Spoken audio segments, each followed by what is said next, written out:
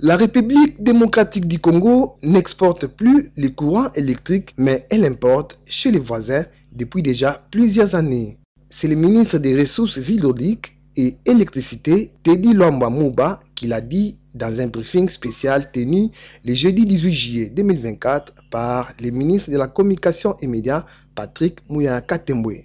L'histoire de la production d'électricité de la RDC s'est arrêtée en 1982.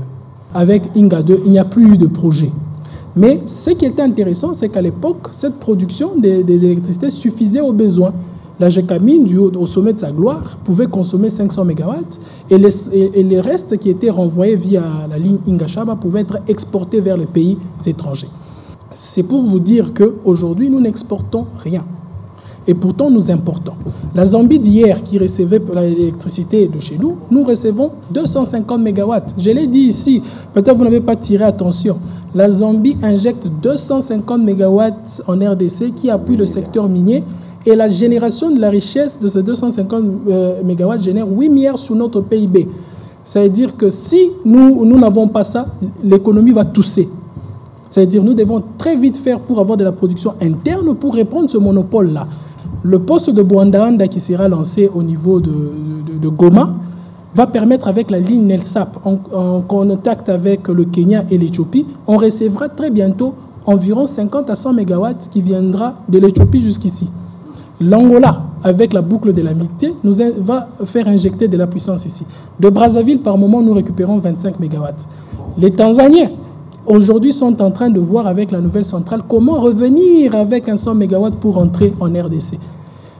Même la Centrafrique, aujourd'hui, nous donne un peu 2 MW avec Zongo, Boali Zongo. Ça veut dire aujourd'hui, tout le monde amène son énergie en RDC.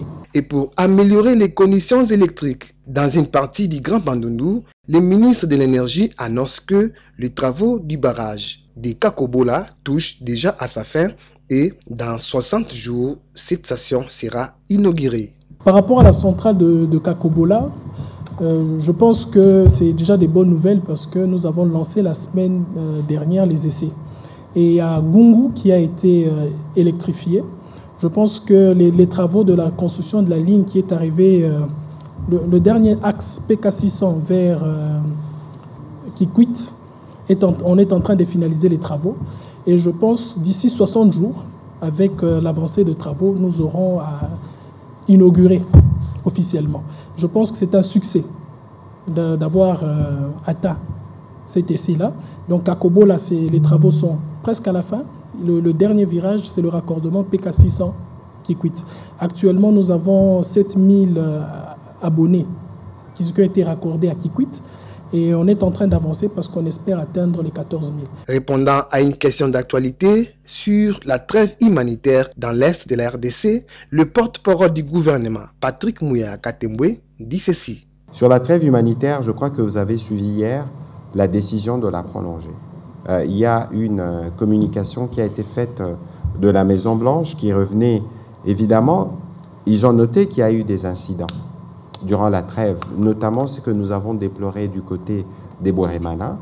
Et vous savez, lorsque nous sommes dans des conditions de ce genre, le moindre incident est rapporté. Mais globalement, sur les grandes lignes, d'après le communiqué qui est ressorti, la trêve a été respectée. L'objectif, ce n'est pas que la trêve soit respectée.